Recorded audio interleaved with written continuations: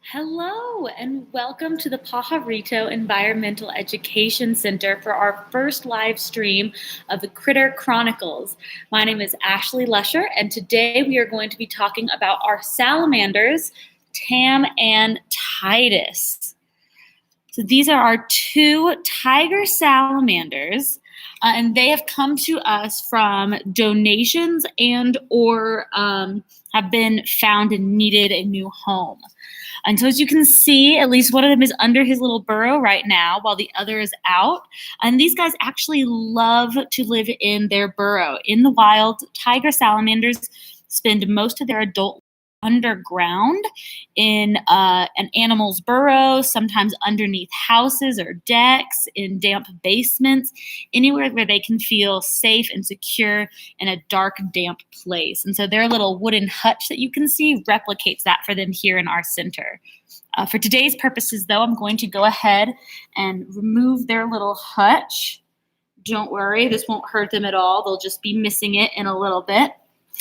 So we have two tiger salamanders, as you can see. This one closer to the tank edge is Titus, and the one farther back is Tam.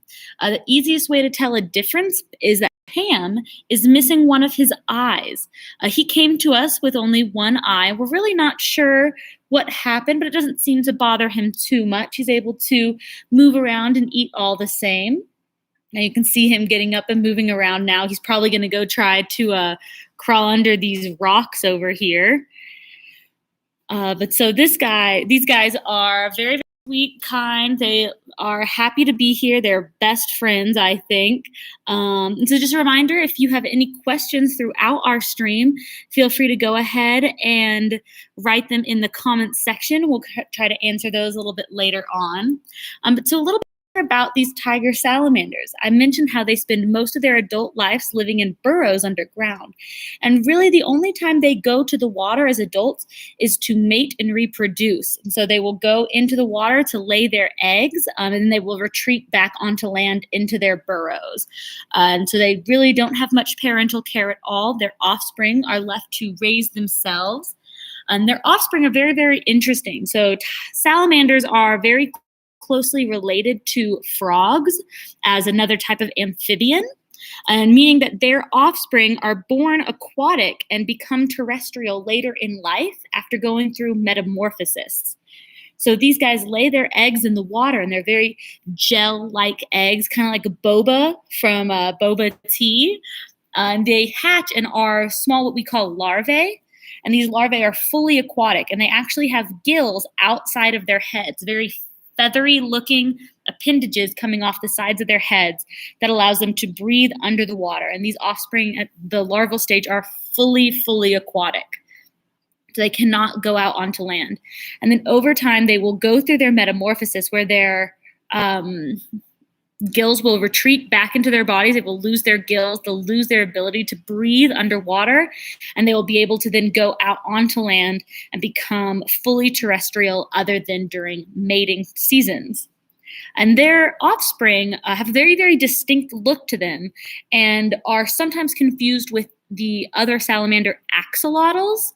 And actually, we have an image of a tiger salamander larvae right down here on display. You can see those feathery appendages. And this is very, very similar to axolotls, if you are familiar with that type of salamander. Axolotls are a very similarly close salamander to tiger salamanders. However, they do not metamorphosize out of their juvenile state. Axolotls stay as that juvenile aquatic organism their whole lives, and they have evolved to be able to mate in the water and not have a terrestrial part of their life cycle. Tiger salamanders are the opposite of that, where they go through that larval life cycle where they have those gills outside of their bodies and evolve to be able to go through their metamorphosis and go out onto land. So sometimes if you find a juvenile tiger salamander in the wild, it can sometimes be confused with an axolotl. It just takes giving it a little bit of time and figuring out if it is an adult or a juvenile. So these tiger salamanders, the best way to distinguish what type of salamander you have, or if it is a tiger salamander, is by the coloration. So you can see from Titus right here that he's got that little speckled look to him, that lighter skin, those dark speckles. And that's something you often see in tiger salamanders. More often, though, you see full stripes, which is where they get that name, tiger salamander. They have those broad, large stripes down their backs, and this is just a physical trait that almost all tiger salamanders share in some form or another. So these guys, they like to live underground in their burrows. Sometimes you can find them under your decks or in your basements, and they really enjoy eating insects. They have a large amount of animals that they can eat. The only real deciding factor on if they're going to eat it or not is, first, if the animal is small enough to fit in their mouths, and second, if the animal is brave enough to approach the salamander. These tiger salamanders do not go off and hunt for their food. Instead, they will sit in their burrows and wait for something to come to them. This really helps them conserve a lot of energy. They can have one meal and go a week without another meal. So they are very, very good at reserving their energy. And that is also why when we feed them here at the Nature Center, we do so by hand. Many of our other critters, we will just release crickets into the terrarium and let the critter catch the food themselves. These guys will sit in their little wooden hutch and wait for the food to come to them. And that doesn't always happen. So to make sure that they're getting the food they need, we normally will use little pinchers and feed them ourselves. And I'm going to go ahead and feed Titus, since he's the one that seems to be out and about today. Tam's hiding himself away in his little rock cave. We're going to go ahead and, whoops. You can see he's ready for some food. There he goes. And so we here at the Nature Center feed them crickets, but they also eat worms, earthworms, mealworms, all other kinds of insects, any spider that happens to go their way. They've also been known to eat baby mice and sometimes even small frogs. So they're very opportunist hunters. Hunters being a very loose term. They're sit and wait hunters. So whatever happens to come by, if they think they can fit it in their mouth, they'll go ahead and eat it. I'm going to go ahead and give Titus another cricket. Here you go, little friend. There he goes. So it looks like Tam might have seen that Titus is getting fed and seems to be a little bit more interested at coming out. We'll go ahead and see if Tam's interested in a cricket. Right before we started live streaming, one of them yawned, and it might have been the most precious thing I have ever seen. I'm really upset I didn't get that on camera. I had no idea that salamanders did yawn. It was precious and adorable. And when the Nature Center opens up again, I encourage you to come by and watch them. You never know what they're going to do. Sometimes they'll take a dip in their water. Sometimes they'll yawn. Sometimes they'll just sit under their burrow for hours hanging out. Isn't that what we all like to do sometimes? So these guys have a 15-year lifespan normally. And in those 15 years, they will often only mate once. So they really spend almost their entire lives in solitude in their burrows. But clearly you can see they're not aggressive with each other. At least these two are not. They have learned to happily live together in this tank. But they do, in the wild, prefer to just be in their burrow, not moving around, not going out and making friends.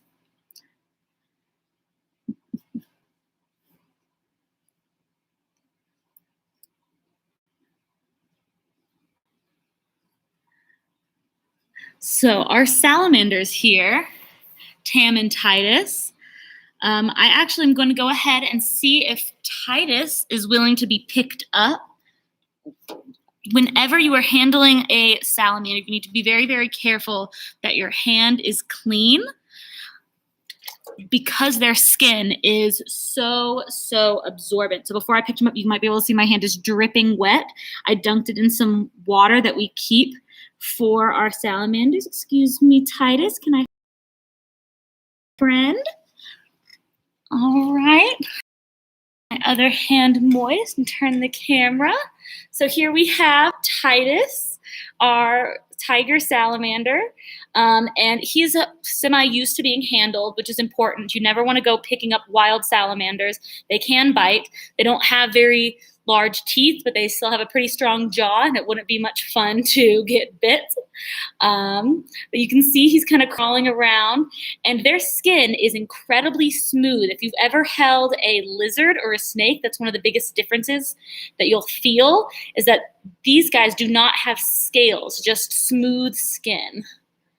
And their skin is very, very soft and very, very absorbent. And many amphibians and salamanders, frogs, all alike, can become endangered when the waters that they live in are polluted, because their skin can just absorb all of that pollution right into them. And it can be very, very dangerous. So that is why whenever I'm handling him, I make sure my hands are clean by dunking them in PEEC's dechlorinated water, and then I try to keep him moist too. So I'm going to go ahead and dunk him in my little bucket I have down here. Make sure that he and I are both staying nice and moist and clean. So if anybody has any questions for us, this is our live Q&A time, so you can go ahead and type any questions into the chat, and I will do my best to answer. Might adjust the camera a little bit too. So you can see his coloration a little bit better. His back has that kind of gray color with these little spots, and his belly is much lighter, but he's still got some spots there as well. And you can see, is very, very flat, has a very flat head. And look at that smile. What a happy little guy. So Titus has been with us at the Nature Center quite a few years now, and he very, very happy little friend, and he just is enjoying life. You can now see, actually I'm going to turn the camera, our other little salamander, Tam, has come out, probably wondering where his friend has gone, and now you can see a great visual of his missing eye. So on this side that we're facing, you can see he does not have an eye there, and it should look, you can see Titus's eye very, very clearly. I'm not going to touch it, of course. You can see where his eye is, and Tam does not have one there, just a scar. Look, but you can see his eye on the other side. So he is blind on one side. That does not stop him. He is a happy little guy. Sometimes I think it might mess up his. Sorry, I wanted to make sure Titus was staying nice and damp. I do believe sometimes it can mess up Tam's visuals, trying to catch crickets when I'm handing them to him, but he doesn't really seem to suffer too much. He doesn't really seem to notice that he's missing an eye. So it does look like we have one question. What is the movement under the chin like a pulse? So this right down here, this is he's swallowing, you can see. And also as he breathes, that will move right there as well. So he's breathing, moving around, and that skin is very, very loose. It's a lot like jowls on a coon dog or something like that, where it's very, very loose skin right here. And so you can see he's kind of swallowing, breathing, trying to figure out what exactly it is I'm doing with him outside of his tank. He doesn't mind it too much, although he probably definitely prefers it inside. Looks like we have another question. Do we know what happened to Tam's eye? We do not know what happened to Tam's eye. Tam was donated to us. He was a pet for somebody before, and we're really not sure what happened. I don't think they ever told us if they even knew what happened to his eye. But he came to us that way. He's been here for quite a few years, so it's been a while that we've had him like this, and it really doesn't seem to bother him too much. I think right now you can see him basking in his little waterfall there. So these guys really, really like to stay moist. And when they live in their burrows as adults, that is something that they require, is for their burrow to stay moist. Sometimes here in Los Alamos during the rainy season, you can see these guys coming up to the surface just to check everything out after it's had a big rain. Also, I just heard the other day that there are some tiger salamander larvae in the reservoir right now. So if you take a trip out to the reservoir and you're down in the water, keep an eye out. You may see their larva offspring in the water, and you'll be able to tell that it's a tiger salamander offspring because they will have those gills outside of their heads. And they'll just be kind of swimming around, most likely close to the bottom. So just to keep an eye out, try not to bother them too much. They're not hurting anybody. They're just kind of living their lives and growing until they are large enough to become terrestrial and move on land. But that's just something cool to keep an eye out for. If you're in the Los Alamos area and you're over by the reservoir, keep an eye out for those little salamander offspring. I'll probably be there this weekend trying to find a couple just to get to see and witness. But I think that's all the time we have for today. Thank you all for joining us. Tam and Titus say thank you for joining. From everybody here at the Los Alamos Nature Center, thank you for stopping by. Please subscribe to our YouTube channel. The more subscribers we get, the more cool stuff like this we get to do. So go ahead and hit that subscription button. If you have any other questions, feel free to keep posting them on this page or emailing us. Hopefully we'll be open again soon and you can come in and see these guys in person. But for now, thank you and have a great rest of your day.